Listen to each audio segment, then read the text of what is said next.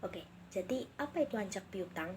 Anjak piutang adalah sebuah badan usaha yang bergerak dalam bidang penagihan, pengambil alihan, serta pengelolaan piutang yang dimiliki oleh perusahaan klien.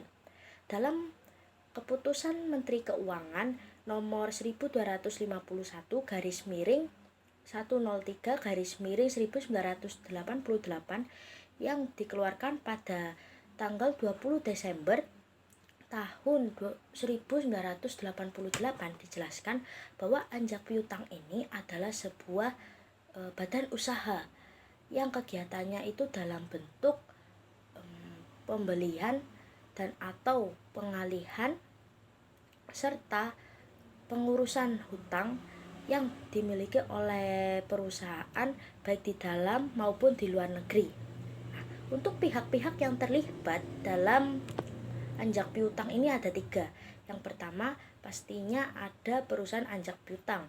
Yang kedua ada perusahaan klien atau perusahaan yang memberi hutang.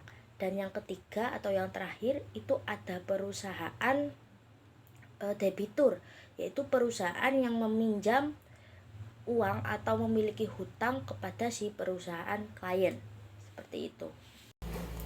Oke, pada poin pertama yaitu pasal 6 huruf 1 Undang-Undang Nomor 7 Tahun 1992 tentang perbankan yang berbunyi setiap orang yang dengan sengaja melakukan pelanggaran hak ekonomi sebagaimana dimaksud dalam pasal 9 ayat 1 huruf I untuk menggunakan secara komersial dan nantinya akan dipidana dengan penjara paling lama sekitar 7 tahun atau denda paling banyak sekitar 700 juta rupiah.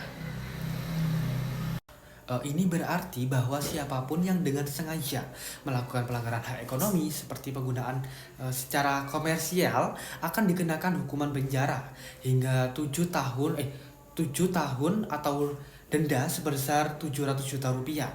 Hukuman ini diberlakukan untuk mencegah dan menghukum orang-orang yang melakukan tindakan ekonomi yang tidak etis yang melanggar hak orang lain tentunya.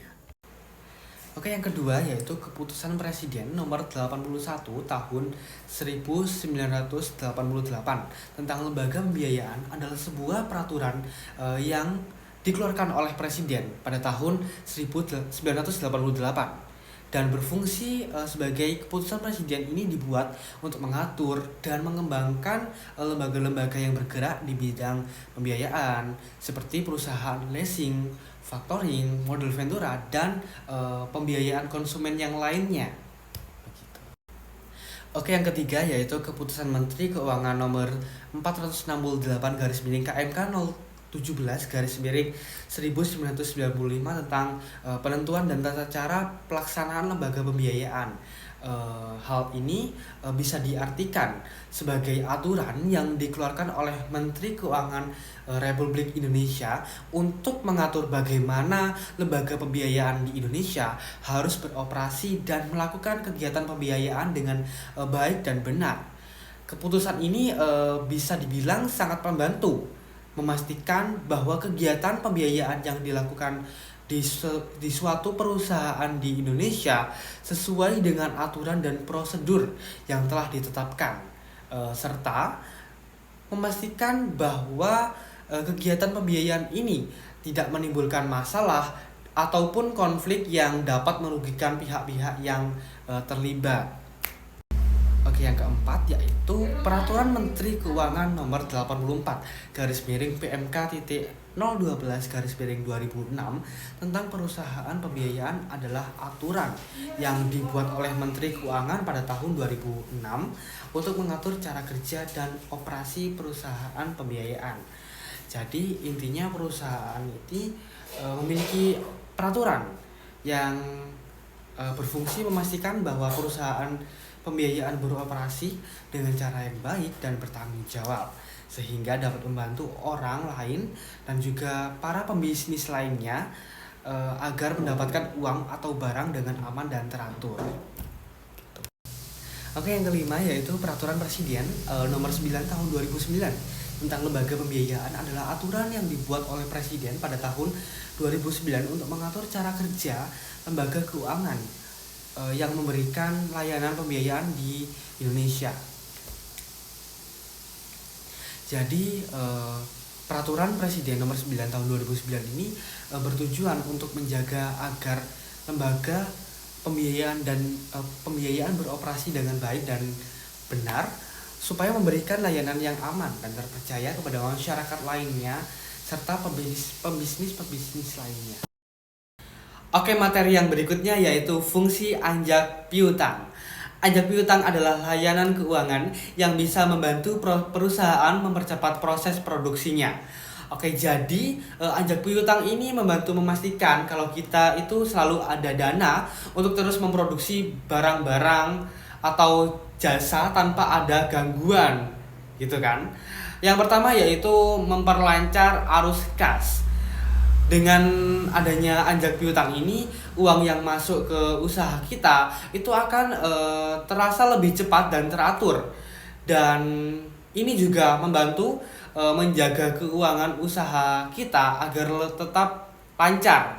Sehingga kita juga dapat membayar tagihan karyawan, tagihan perusahaan, ataupun membeli bahan baku yang lainnya tanpa menunggu besok gitu. Yang kedua yaitu mengalihkan tugas penagihan hutang, mengurangi resiko dan beban penagihan. Ini saya jadikan satu ya. Perusahaan anjak piutang juga bisa membantu menagih pembayaran dari pelanggan. Jadi kita tidak perlu repot-repot mengejar pelanggan yang belum membayar, dan karena ini mengurangi stres dan fokus karena bisa lebih mengembangkan usahanya. Karena apa? Karena kan biasanya kalau misalkan orang lain memiliki utang kepada kita, itu kan bingung gimana caranya untuk cara menagih hutang tersebut. Nah, untuk produk atau layanan yang diberikan oleh anjak piutang ini terbagi menjadi 4, yaitu berdasarkan pelayanan, berdasarkan perjanjian, berdasarkan risiko, dan berdasarkan ruang lingkup. Berdasarkan pelayanannya, anjak piutang itu terbagi menjadi 3, yaitu yang pertama ada full service factoring. Dari namanya saja kita sudah pasti terbayangkan bahwa pelayanan yang diberikan itu akan secara penuh karena namanya saja sudah full service. Nah, jadi anjak piutang pada jenis ini akan memberikan pelayanan secara penuh kepada si klien, baik dalam sektor pembiayaan maupun non pembiayaan.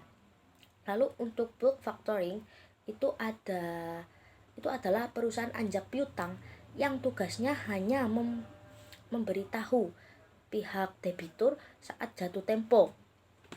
Dan yang ketiga yaitu finance factoring. Jadi dalam finance factoring, perusahaan anjak piutang itu hanya memfasilitasi pembiayaan, dan jika ada hutang yang tidak tertagih maka itu akan menjadi resiko yang akan ditanggung oleh perusahaan si klien, seperti itu.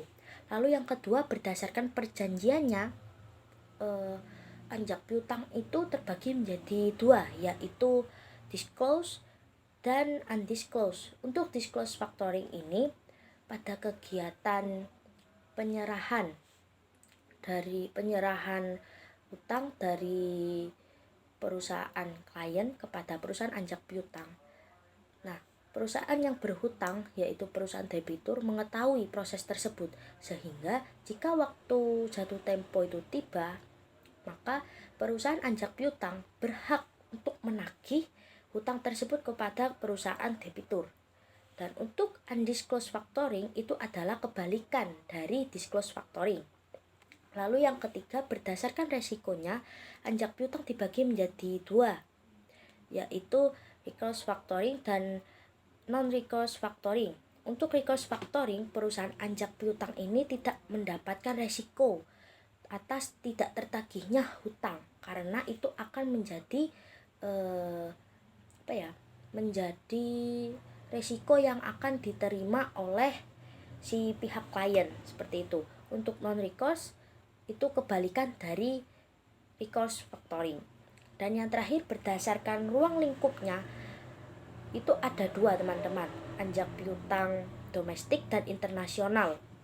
Untuk domestic factoring itu perusahaan anjak piutang, perusahaan klien, dan perusahaan debitur itu berada di dalam wilayah yang sama. Dan untuk internasional pastinya kita sudah tahu, jadi perusahaan anjak piutang, perusahaan klien dan perusahaan debitur ini berada di wilayah yang berbeda atau negara yang berbeda, dan biasanya itu menggunakan dua perusahaan factoring yang masing-masing itu berperan sebagai ekspor dan impor faktor seperti itu. Oke, jadi untuk perusahaan anjak piutang sendiri, kami memberi contoh 4 perusahaan yang bergerak dalam bidang anjak piutang, yaitu yang pertama ada Aditama Finance yang didirikan pada tahun 2001, tepatnya pada tanggal 29 Mei, dengan nama awal yaitu PT Artamas Multifinance. Dan yang kedua itu ada PT Tifa Finance yang berdiri pada tahun 1989 dengan nama awal yaitu PT Tifa Mutual Finance Corporation. Dan yang ketiga yaitu ada PT IVS Capital Indonesia yang berpusat di Jakarta Pusat dan berdiri pada tahun 1990 dengan nama awal yaitu PT Niaga Factoring Corporation. Dan yang terakhir yaitu SG Finance atau Sarana Global Finance, seperti itu. Oke, yang selanjutnya yaitu saya kasih contoh kepada teman-teman agar nantinya teman-teman bisa memahami lebih dalam mengenai anjak piutang itu seperti apa. Oke, contohnya seperti ini. Misalnya kita memiliki suatu usaha apa ya? Usaha kue lah, usaha kue. Nah, suatu hari kita ada pemesanan kue yang jumlahnya itu kalau di total banyak banget gitu. Setelah itu kita diberi waktu sekitar 2 bulan atau 60 hari. Dan kita juga kan pastinya butuh modal, butuh beberapa bahan baku yang akan kita beli. Kita juga akan membayar tagihan-tagihan dari usaha kita seperti listrik, air dan lain-lain. Terus kita juga masih butuh dana lagi untuk membayar karyawan-karyawan kita. Ya kan nggak mungkin kalau misalkan dalam pembelian banyak itu kita akan mengerjakan sendirian. Itu kan sepertinya tidak mungkin sekali ya teman-teman. Jadi kita pastinya membutuhkan karyawan untuk membantu kita. Dan kita pada saat itu kita tidak ada modal sedikit pun gitu. Dan dari sinilah anjak piutang itu hadir untuk apa ya? Untuk membantu kita, untuk memberi modal. Dan anjak piutang ini dapat dicairkan pada saat itu juga. Misalkan saya memiliki toko kue dan ada ada pembelian yang jumlahnya banyak itu di jam siang gitu kan. Dan saya memproses pada anjak piutang ini pada malam hari dan nanti akan cair di hari itu juga, begitu teman-teman.